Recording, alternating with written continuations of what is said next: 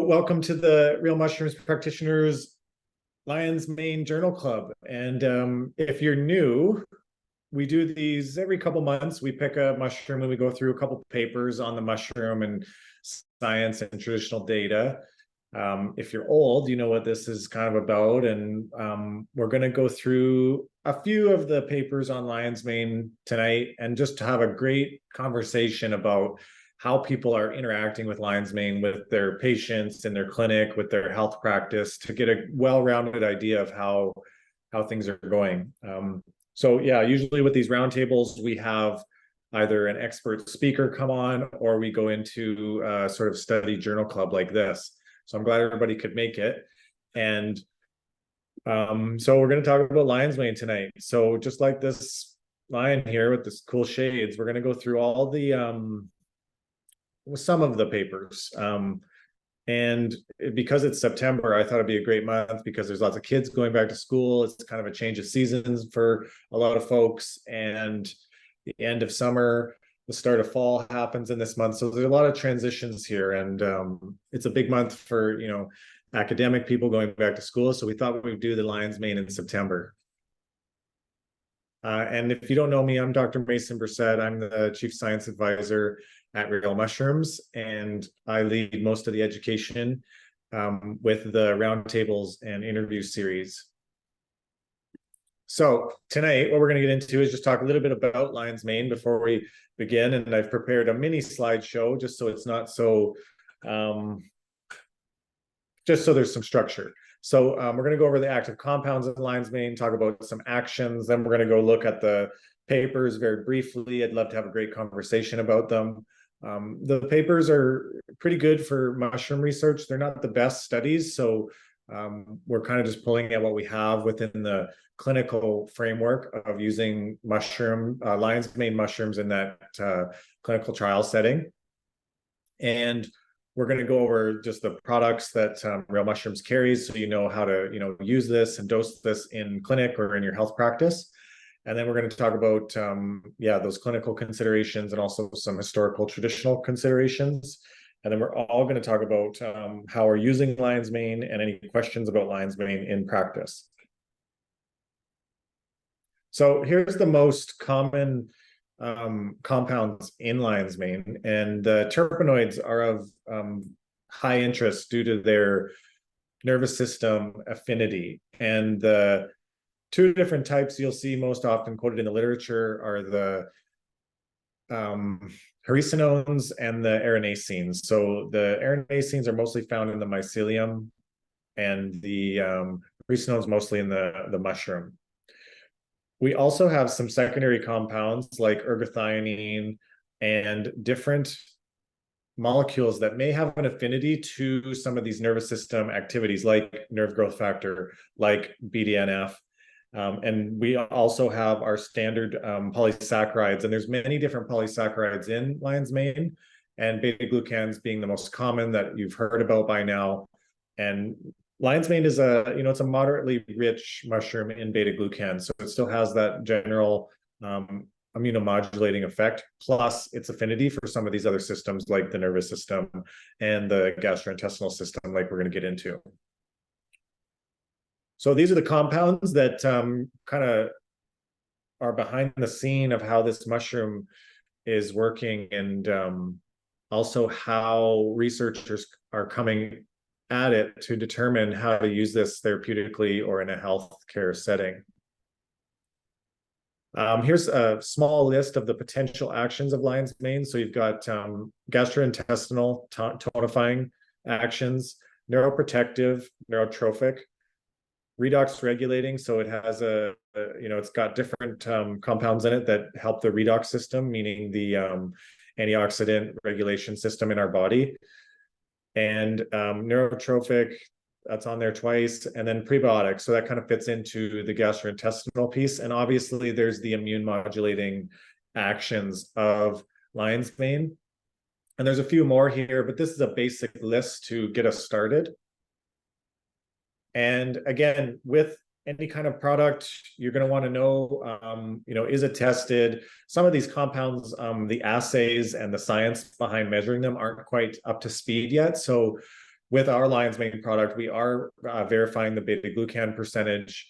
And from mycology research and internal analysis, what we find is that if you grow a mushroom with proper substrate, with a lot of nutrition for that mushroom to have the primary compounds, you often find success in getting some of those secondary compounds in a product. And that's just a global sort of mycological cultivation aspect. So active compounds are always what we're looking at, and some of these dietary components of mushrooms and how they interact at a diet level with people eating them culinarily. So again, we're talking about the mushroom here, the lion's mane mushroom, and this is important when looking at the studies that we're looking at today, because they were all using the dried mushroom. So here's study number one. So improvement of cognitive functions by oral intake of lion's mane. So the study used 3.2 grams per day, split into 3 doses, and this was used in healthy participants, and it was dosed over 12 weeks. And what they saw was an improved memory scores and improved MMSE scores. So this is like one of the standard quick to use clinical assessment tools to help somebody that's having maybe memory problems, cognitive impairment symptoms. It's one of the many tools used clinically to kind of assess that. So in this first study, we've got a nice dose of the lion's mane mushroom powder. And again, this is in a healthy cohort. So you have to keep that in perspective, noticing that this improved the neurological aspects in this healthy population. So this is a great kind of study to get us started, get our feet wet kind of, and keep moving on to seeing how lion's mane might be able to help maybe some folks with a more altered health status, or maybe they have a diagnosed neurocognitive disorder. So pretty good dose. And we'll come back to dosing because I want to circle back on all of this. But that's the first study that was sent to you in your email. And when looking at the next one, this was done with a population that had diagnosed mild cognitive impairment. And it's around the same dose they used. So they used about 3 grams per day. And this one also showed improved cognitive scores within this population, keeping in mind that at the follow-up, some of these these metrics decrease. So what the researchers and what the study publishers suggest is that sustained use is probably necessary to get the results after the mushroom was done. They didn't see the same result. So after that 16 weeks, there was a lessening of the effects. So that is just assuming that possibly this is sort of like a long-term treatment strategy for mild cognitive impairment. And what that looks like is just sustained use. And perhaps that's how it interacts with some of these nerve growth factors. Perhaps this is how this interacts with some of the neuroprotective qualities of the mushroom. So this is interesting to know that, sustained use is probably needed based on this study. So before we move on, anybody have any comments, questions about these first 2 studies? You can just unmic if you'd like, or throw it in the chat line. I'll open that up. So somebody's asking 1,200 milligrams of, it was a dried mushroom powder. So not standardized to beta-glucans. So the study was not standardized to beta-glucans. It was just total dried mushroom lion's mane powder.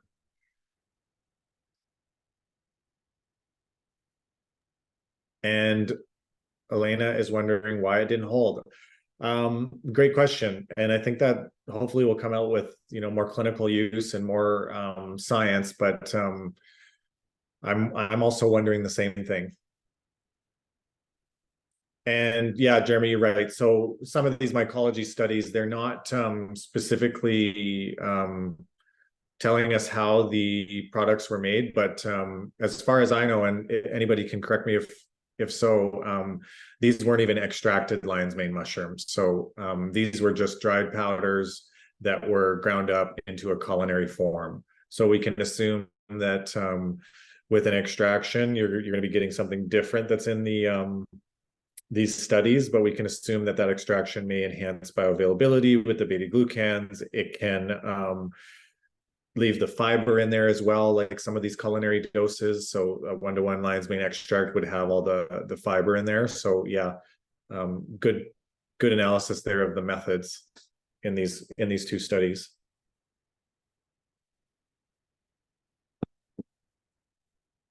Okay, so move on. I don't see any other questions. So third study, the other two studies were better. This one is okay. It's kind of a showed some weak improvements in a few of the areas, and they used a lower dose, and most of the subjects were women in this case, and they showed decreased mean scores in one of the depression scales that they used, and they also showed possible changes in different metrics that sort of were like a part of the questionnaire in this lion's mane study. So this is interesting that lion's mane may have an impact in some mental health aspects like anxiety, like depression. More research is needed in this area, but it's nice to know that even at a dose of 2 grams, that they did see some trends in certain areas going towards a positive improvement. So this study not really focused entirely on the brain or on cognition, but we all know that some of these impacts of our mental health can have downstream effects if not treated or dealt with. So the study is interesting.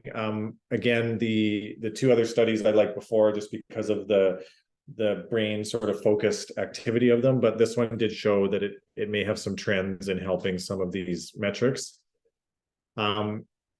So when looking at lion's mane, it's mostly known as the brain mushroom, and that could range from anything like here from anxiety to depression. There's different theories of like why people get anxiety, why people get depression. There's different kind of thoughts around that. And then with the cognitive area, that also fits in like the mild cognitive impairment that we're talking about. And then there's a strong clinical focus and traditional focus on the GI system. And we know that our gut and brain have a very unique connection and interplay with each other. And traditionally, that's how lion's mane was also used, was for the gut. So we'll talk about traditional use as we move through.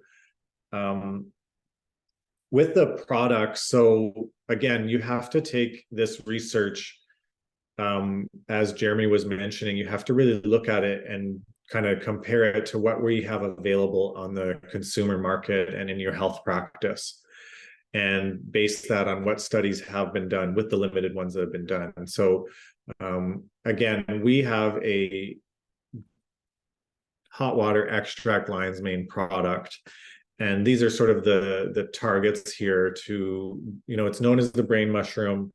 The targets are the nervous system and the brain, the neurologic system, and also the digestive system. We've got the cognition tag on the front of the bottle, front of the powder. So with the capsules, you can see there on the left, and with the powder, I really like using the powder of lion's mane. I find that I can, really increase the dose, and the taste is quite neutral for a lot of patients compared to something like reishi or even Five Defenders or turkey tail. Like, it's a very pleasant tasting mushroom. So I use a lot more of the powder with this product. And the capsules are also great for, the convenience factor of everything. And if some of these patients are on multiple things, sometimes the powder is the easiest way, or if they are okay with, putting into their culinary or nutrition plan, powder is what I usually do.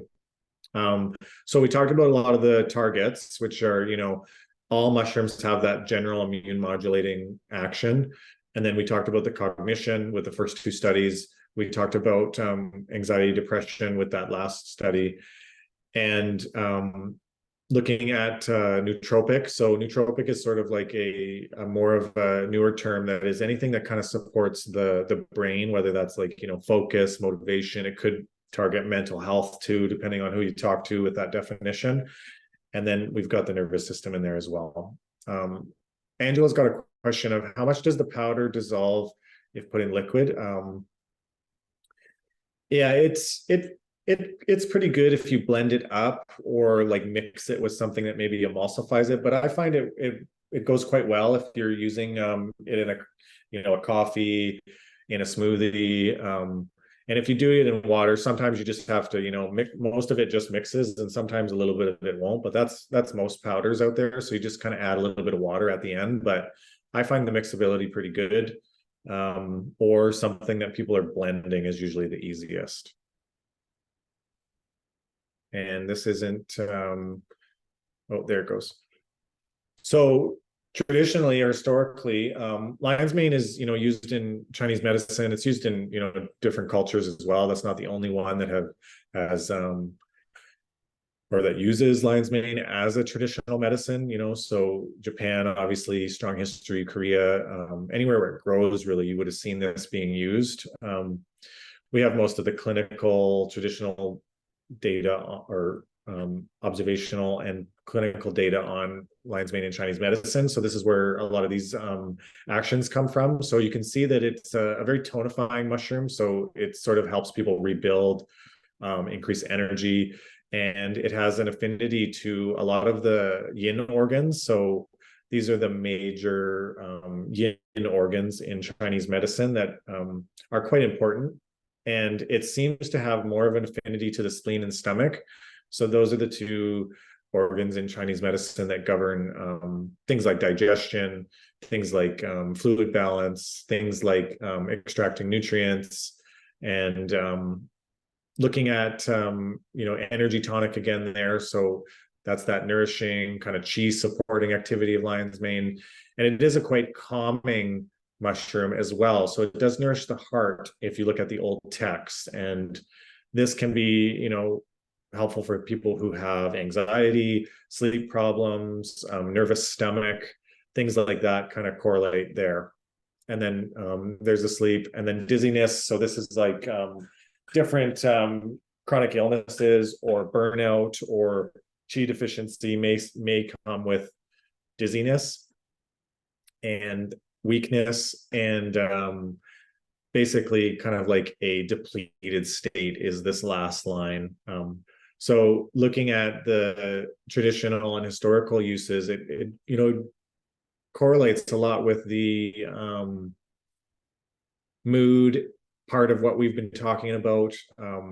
There is no human studies on digestion yet, but clinically we see a lot of practitioners that are having success in that world due to prebiotic activities, different actions it has on the gastric and GI system.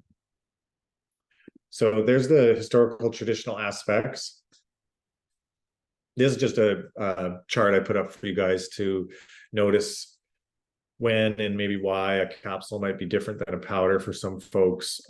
This is, not independent to or exclusive to the mushroom product. So I'm sure you've had this conversation with patients on other products, but here's just a quick overview of maybe why to consider the capsule.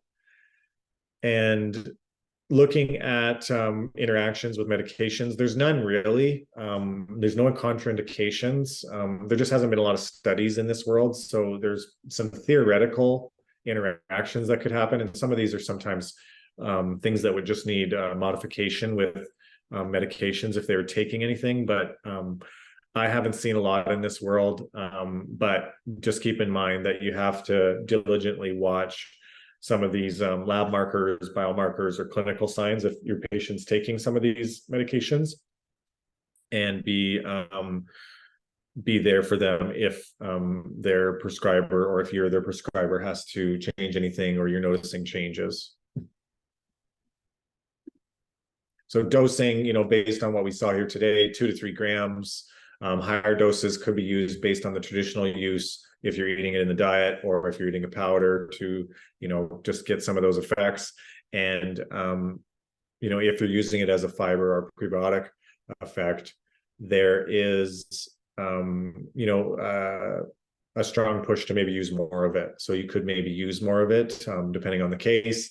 And looking at, some of the studies, there's a lot of good animal studies that show that it does have changes to the microbiome. It can, decrease biomarkers and symptom management in things like IBD. These are all animal studies so far.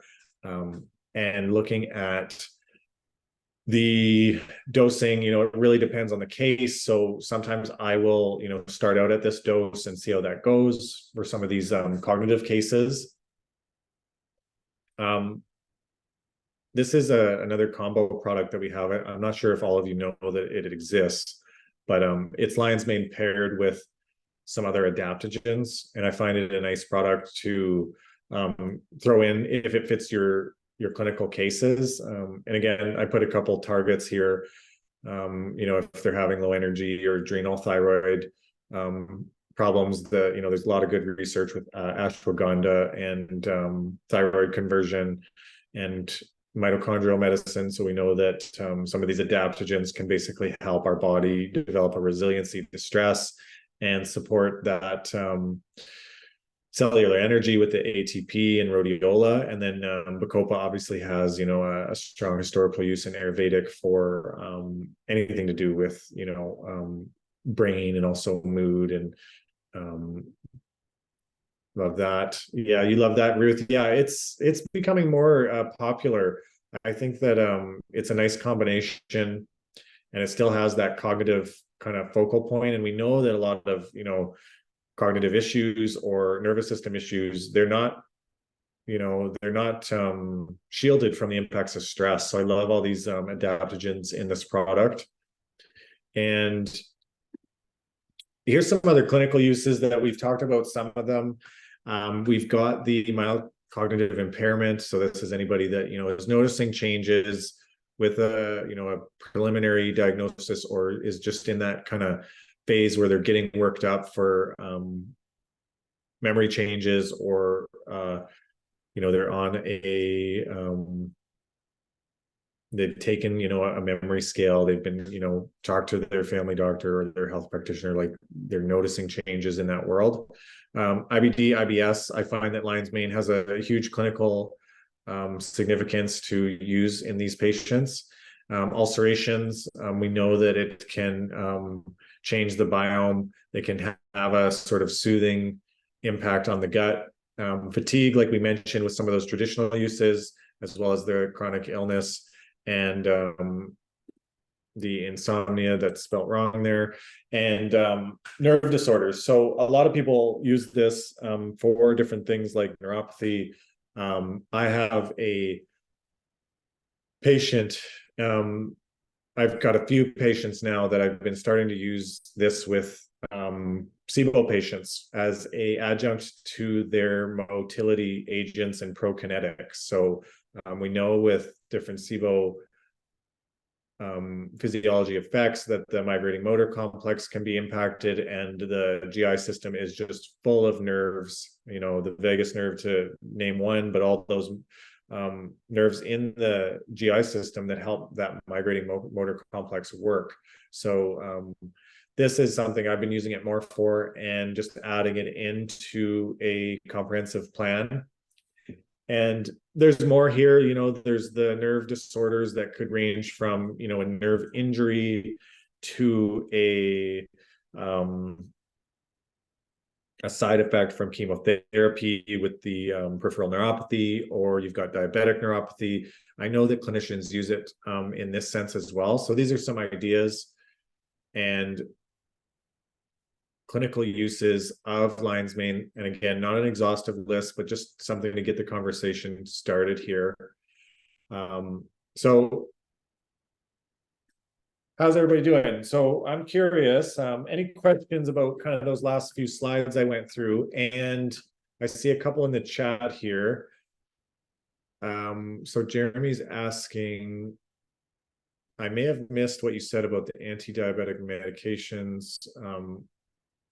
So basically, there's not a contraindication, but there's theoretic potential that if you take lion's mane, say with any kind of insulin regulating therapy or insulin or metformin, it could have a hypoglycemic effect. So you would just have to watch that. I've never seen that. I've never heard of it putting somebody into a dangerous level. But it is a consideration that is just a theoretical interaction. So that's what I meant, Jeremy, by that. You just have to be mindful if you have a diabetic patient or you have a metabolic patient. If they need tight regulation, you just want to watch that.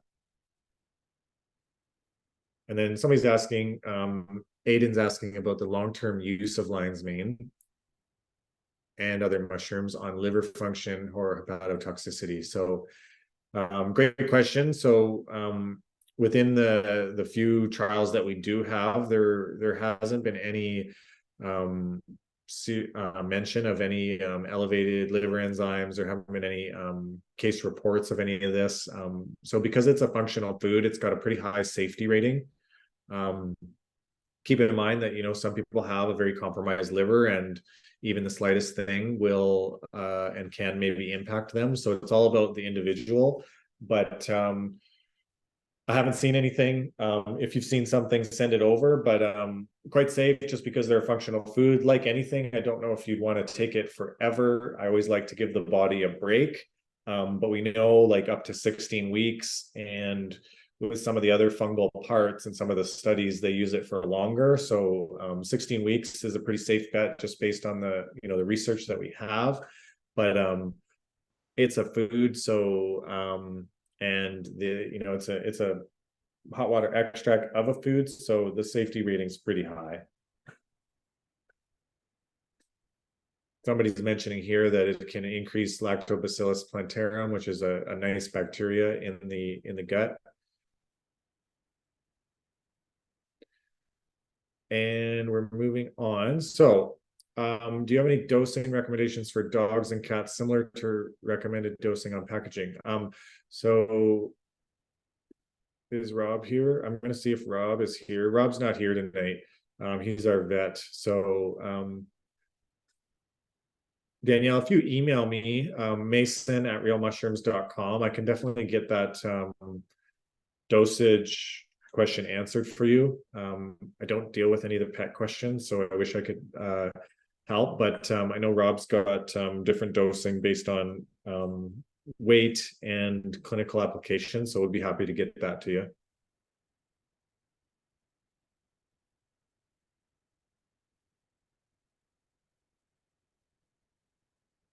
Okay, so David's got a question.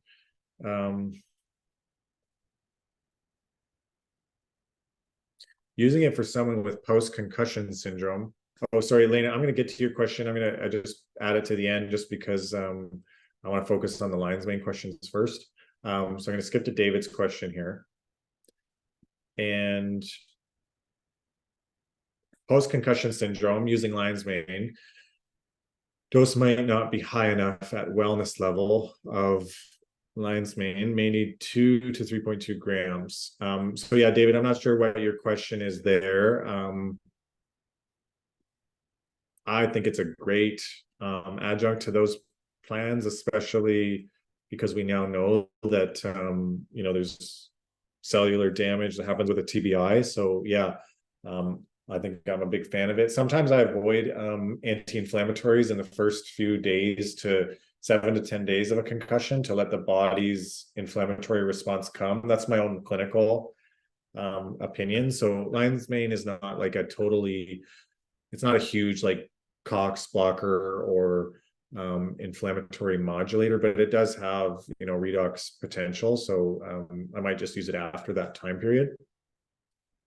And yeah, some patients do better with a lot more. So I usually just base this on symptoms, follow up with like their neurology checks, or their if it's just like a stage 1 or grade 1 concussion, that's different from a grade 3. So trying to figure out where it can fit with dose is always a sweet spot. And then somebody's got a question about gastroparesis. They work with a lot of these patients. There's not a lot of good supports to get things moving. If it were to use with these clients, who can go without, or who can't go without laxative? Do you have a suggested dose? Yeah, I would start around, this is Gail that's asking the question. I would start, with a gram and work my way up depending on the symptoms. And depending on, the cause of the gastroparesis, it may be supportive there. And start slow, work your way up, to one of those higher metrics in the dosing slide that I have here, like 2 grams, 3 grams, and see if that helps. Yeah, let me know how that goes. So similar to, the motility problems there that we were chatting about.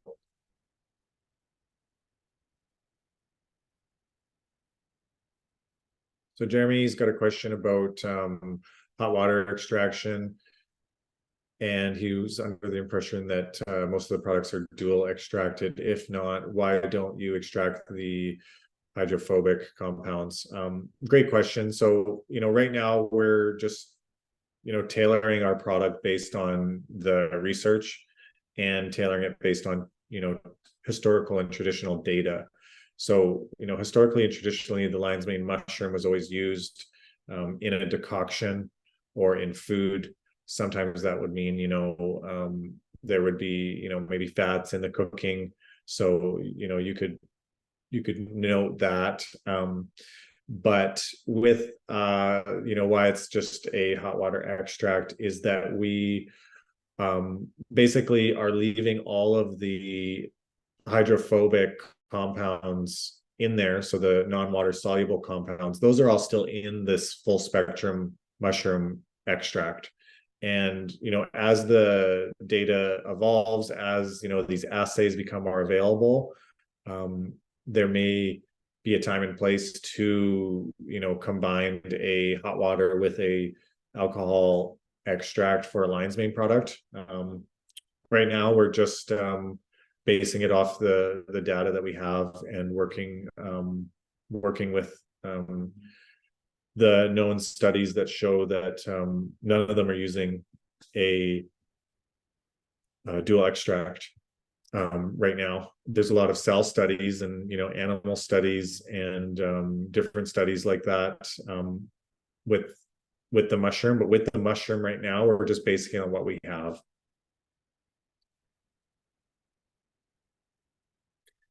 Lane is asking now, using lion's mane for insomnia, is that a dose you take before bed? It depends. I don't do it before bed to use it that way. I'm using it more as an adaptogen to help with general support of the body. I know that reishi and cordyceps are often the 2 adaptogens that are most talked about, but I think that lion's mane may be able to fit into that category as an adaptogen based on its impacts on the body, more so from its traditional data. I say that as because it was such a great tonic and is a great tonic. So no, I don't think you have to do it before bed, but some people might like to do it that way and find success. And let's go back to questions here. So somebody had another question about in the mild cognitive impairment study, they noticed that quite a few of the patients got GI upset. So I'm curious if anybody clinically has noticed that they've seen these symptoms. I think that possibly with that dose of lion's mane, it could be having an impact on the biome and things are reorganizing. So with a mushroom powder, you would still be having quite a bit of, that soluble fiber, which could be just like reorganizing those patients' microbiome, which could cause diarrhea, could cause stomach pain or abdomen pain. It could have been something they put into the product within the preparation for it. So I think I read in one of them there was like cornstarch or something that was added. So perhaps, patient reacted to that, but it was a very small amount of that. So somebody was asking about that, and I'm curious, has anybody else seen, I know that Dawn, we were talking about some aspects of loose stool and whatnot with, mushroom extracts in general. So I know that that was something we were talking about, but is it anybody experience this in clinic? I I have. You have? Yeah, just some with a couple clients with that already have some GI issues. A few of them I've seen bloating initially for the first like maybe 5 days, but then it Mhm. seems to subside after that. So that's been I think a two or three that I had specifically on lion's mane. Okay, great. That's good feedback to know. What do you think's happening there? Do you think that's just acting as like something in the guts fermenting that and then that's balancing out over time? It could be that, or like, I mean, gut reorganization, like you're saying, when all the different bacteria are reorganizing, if it's increasing that lactobacillus plantarum, then we're going to get die off and other different types of things. So I think it's just typical in a lot of my GI clients in the beginning. There's some bloating and different GI upset before it normalizes and starts to become more balanced. Yeah, and mostly bloating, eh? Did you see diarrhea as well? No, just bloating actually. Just bloating. Okay, interesting. Yeah. Yeah, I've seen that as well. Bloating and I've seen gas more than diarrhea in patients as well. Okay, so that's a great question, John. I hope that answers your question. And a couple people mentioning about the Real Rest for sleep. Yeah, that's a good product to consider there. And talking about the bloating, okay, we talked about that. Yeah, so Gail, some of these different saccharides could be impacting those people that have small intestine dysbiosis or something like SIBO. So yes, the odd sensitive patient or not even the sensitive patient, like if it's aggravating them, that could be why.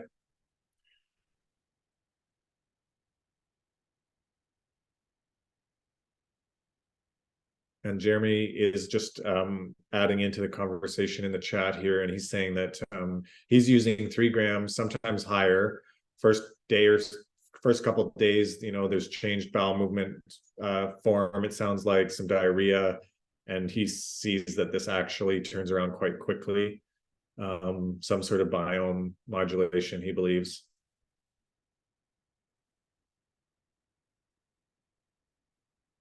Lori is asking, she's in the veterinarian space. Does starting slow and tapering up change? And that's oh sorry, does starting slow and tapering up change? That is what I do with my animal patients. Start slow and build up over 5 to 10 days, dose dependent. Yeah, so titration is always nice. You don't want to totally impact people in a negative way. In these studies, they couldn't really control it because they have to stay with their metric. But I'm a big fan of titration, working up, seeing how it's going. Um, for sure. I love that.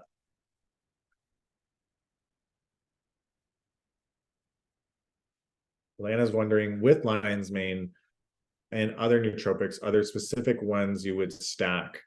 Um, yeah, I would stack, different things sometimes with depending on the patient's health, of course, and their goals. But I'm a big fan of basic fats, so essential fatty acids. There's some different things with exercise. So, stacking lion's mane with exercise to increase some of these nerve growth factors. Sometimes fasting can be helpful. So those are some more lifestyle things. But yeah, some another mushroom that has some potential with like a higher polysaccharide content would be tremella. That's the other mushroom out there that has one research study on it, but it's using a very high amount that you couldn't really get the same amount with using a 1-to-1 tremella extract. But tremella seems to have an affinity to the nervous system and the cognitive system as well. And specifically, it's the isolated polysaccharides in tremella.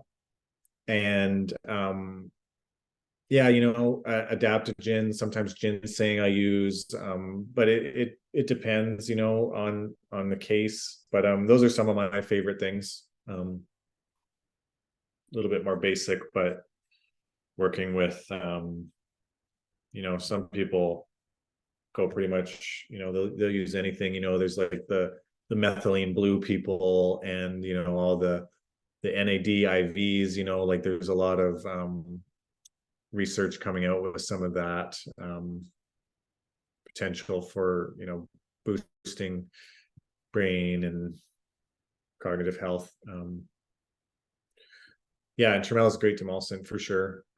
So yeah, those two mushrooms are amazing together for the gut, which is what I would pair it for with the gut, would be lion's mane and tremella for that great prebiotic and gut healing, gut soothing, immunomodulating effect.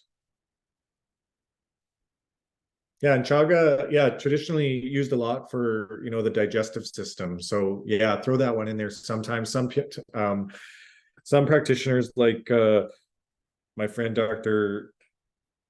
Davis, he finds that chaga works really good with older women that are constipated, which I found fascinating. So he uses that a lot for that demographic. But traditionally, chaga, that's how it is used, is more of an affinity to the stomach, to the GI system, and popularized in different cultures in that way.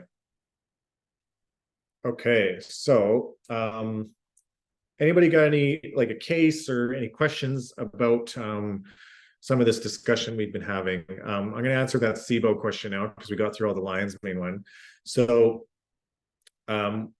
sometimes I add, different prokinetics with lion's mane. So sometimes ginger, just like a ginger extract, I find really good. Sometimes these patients are getting pharmaceutical therapies depending on the case. And I really like polyphenols. So there's different products out there that are rich in polyphenols and sort of help with the different methane and different types of bacteria that can happen with small intestine dysbiosis. So we actually had Ken's the producer or the innovator of a product called Atrontil. I sometimes use that. I find that sometimes helpful. And looking at obviously some antimicrobial therapies based on hydrogen, methane mixed, methanogen, is it an archaea? So looking at antimicrobials that fit the specific case.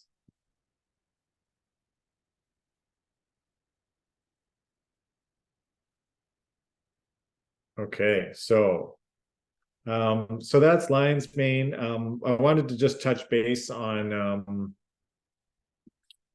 couple other things we have coming up. And so we do these monthly. We have different aspects of them. Next month, we're doing, that should say Dr. Shapiro, but we're doing a thyroid specific lecture with medicinal mushrooms. So don't miss that one. That one's going to be great. We don't have a lot of good resources in that world. So I'm looking forward to joining and taking notes. I'm going to stop this just for a sec so I can see everybody. It's hard when I can't see all your faces. Which on gallery view here. And yeah, we've got some new trials happening using our lion's mane mushroom in a few studies at a university in Texas, and we're looking at some interesting markers. And we did a preliminary trial with lion's mane, and some of the major ones that we're going to focus on for phase 2 are depressive symptoms, positive affect, sleep quality was on there, emotional regulation, actually nicotine dependence. There was some sort of possible trend there. So we're going to focus in on a little bit of that and look at cravings for nicotine. And then we're also looking at general executive functioning with lion's mane dose of 1 gram, and then 3 grams is the part 2. So we look forward to getting this study going, probably be relatively done by mid 2024. So it's exciting to get some of these institutions that are using mushrooms to support different health challenges and get some data on it. So I just wanted to let everybody know that, we're actively working on the R&D behind the scenes. And I think that in the next year, there's going to be a lot of research, or at least proposals put out there for looking at lion's mane mushroom, and then also some of the isolated products, like some of the erinacines and some of the pure mycelium products. So there's going to be different research studies coming out with all that, and there's already a few in that world. Today I just wanted to focus on mushrooms, just to fill the time and give you an idea of how those are working. Okay, so how's everybody doing? So Mason, can I jump in here? Sure. I wanted to focus on the comment you made about lion's mane not being intended for long-term use. And yet, if you're using it for cognitive enhancement as you age and you want to stay on it until you are not here anymore, I mean, it seems to me, I don't see any reason that we wouldn't be able to take a daily dose. I mean, perhaps what you want to do is rather than the maximum daily dose, you would take more of a minimal maintenance dose, smaller over a longer time. I'm not sure what the harm would be in that. Can you elaborate? Yeah, I also, and maybe I spoke a little bit unclearly, but yeah, I think long-term dosing is okay. I like my patients just to take a break here and there. But yeah, as far as I know, like, we have no, toxicology or liver studies to show that it would be harmful kind of long term. With some of the there's no case reports, so that's basically the absence of all these case reports is basically what That's we're. a question I could anticipate, because I have a friend, actually, and a nursing colleague who her husband's starting to first notice that mild cognitive impairment, and I've started talking to her about lion's mane, but I want to give her a protocol that I can, maybe it'd be better to do it for 16 weeks with him and take a break, to evaluate responsiveness. Yeah, that would be great. Let me know if I can help in any way there. Yeah, and a lot of these patients get, like, ALT, AST, or liver enzymes run, all the time, like, based on their condition. So it's pretty easy to track. But yeah, I'm not worried about that. It's such a good medicine, and eating the diet even better. I think things that we can get our patients to do that's part of their lifestyle is a good way to go. So lion's mane supplements, lion's mane in the diet. If I don't know about you guys, but I'm seeing lion's mane, like, more and more, like, in small cities, little towns, at different farmers market. Like, it's definitely one of the more popular specialty mushrooms, depending on where you're at. Like, obviously some places they're not growing it, but I'm in a small town. You're in North Carolina, right? No, I'm in Canada. I'm in Ontario, and I'm in a kind of like a rural city. I have friends Yeah. in North Carolina who, aromatherapists and nutritionists who can get lion's mane at the farmer's market. We can't get it here, but I'm going, oh, that would be so fantastic. Just go to your farmer's market, get your lion's mane. Yeah, totally. So yeah, it's popping up here and there. So Gail's got a question in the chat. I just see. Is there a resource Real Mushrooms can provide us that would point us in some specific directions regarding using mushrooms as an adjunctive therapy for those getting chemotherapy? Yeah, we have some of this kind of scattered throughout some of our newsletters. If you have a particular case, I'd be happy to directly email you. But we're actively working on creating a resource there. It's not published yet, so we don't have like a summary, unfortunately, but that's in the works, Gail. But if you have specific questions in the meantime, I'd be happy to try to help support you in the best way that the team and I can at Real Mushrooms. I know that depending on the type of cancer, the hematology and everything going on, I mostly use reishi, turkey tail, sometimes a 5 defenders blend, but it really depends on the case and some of the immune markers. So yeah, give me a shout. mason@realmushrooms.com. But yeah, we're working on a resource. It's just not published yet.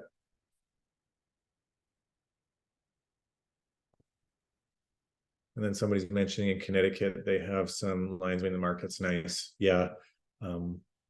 Yeah, it's great to have access to that. And sometimes if you're near like even a big city, like I know in Canada here, we have like Chinese grocers, like TNT is one. And I know you guys are a lot in the States and are in different centers around the East Coast and the West Coast. But if you have a Chinatown or a Chinese grocer, sometimes you can get dried lion's mane and you can rehydrate those, and you can get your patients or clients to rehydrate the dried ones. I've seen it dried at it's called TNT in Canada, but I don't know what the equivalent would be in the States.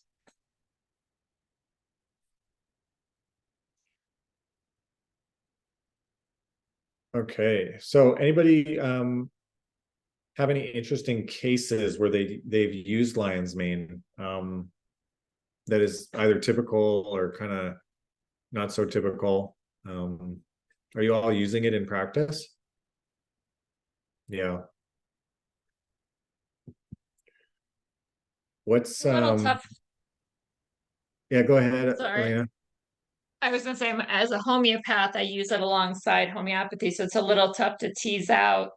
I don't just use strictly lion's mane or, strictly homeopathy. I'm usually using these adjuncts. So all of them together are creating the balance that the clients need. But I know me personally, when I take it, I have great brain function, memory, my to-do lists stay in my head instead of spilling out everywhere and not being able to hold on to them. And if I go like a week and I forget to take it, I notice a difference. I'm like, oh, I forgot to do that. Or, so I mean, I really notice just on myself a difference when I'm taking it consistently.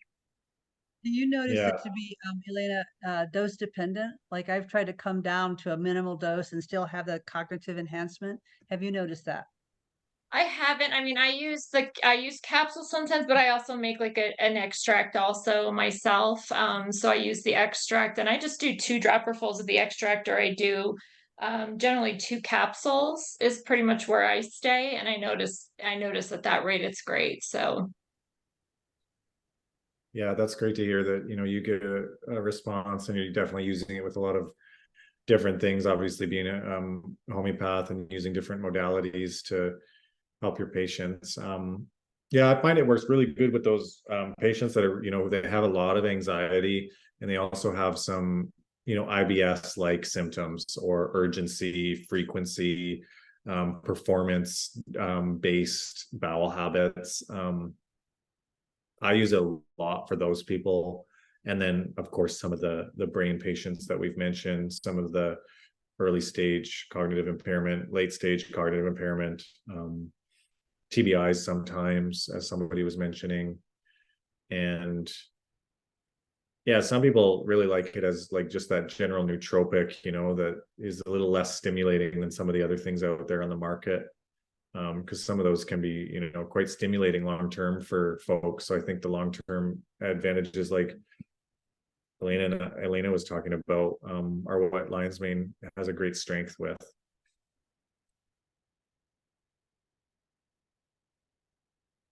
Okay, so Aiden, I think I see your hand coming up. I think Yes, real quick question. Thank you so much. Any contraindications that are known? I mean, of course, in the Western literature, they talk about blood clotting, etc. But I have not seen that. I'm mostly a Chinese medicine herbalist. I use it in combination with other herbs. I have not seen it have any of that effect. Is there anything known or that you got that the company puts out? yeah, not a lot of known interactions there. Some people seem to have like an allergy. That's what I've seen. Like they just basically have like either like a not an I haven't seen anaphylaxis, but skin itching is something we've seen a few times. And I don't think we've ever had like like an anaphylaxis report with our product. I'll have to check into that, but I know that some people have just like like an atopic kind of response to it. So that's the one thing that we haven't seen, and that's with anything really. But yeah, some people notice that because that allergy response sometimes is so different for some people. Like sometimes they just feel it in their gut.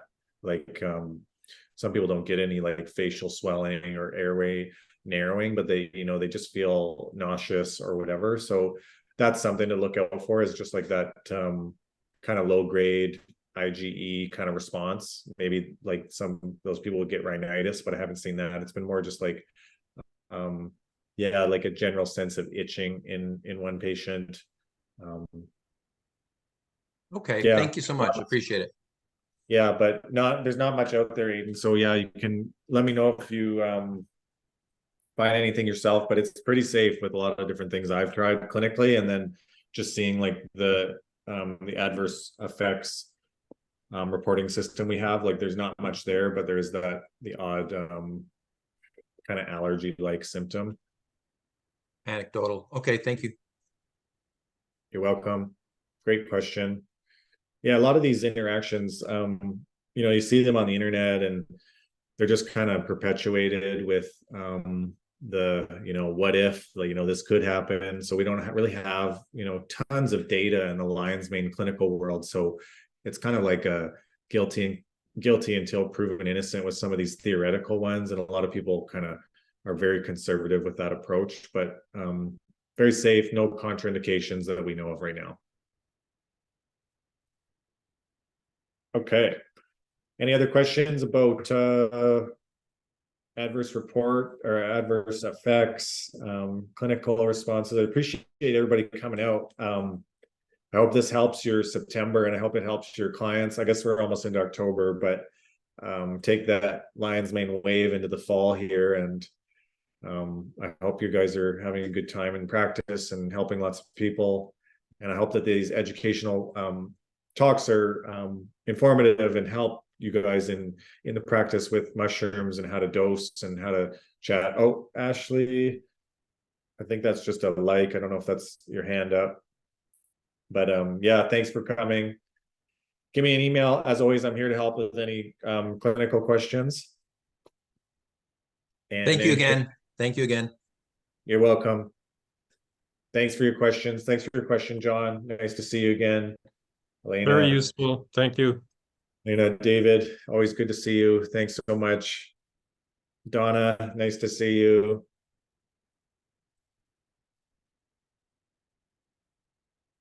Take care. We'll see you. I hope to see you guys at the thyroid presentation in about a month.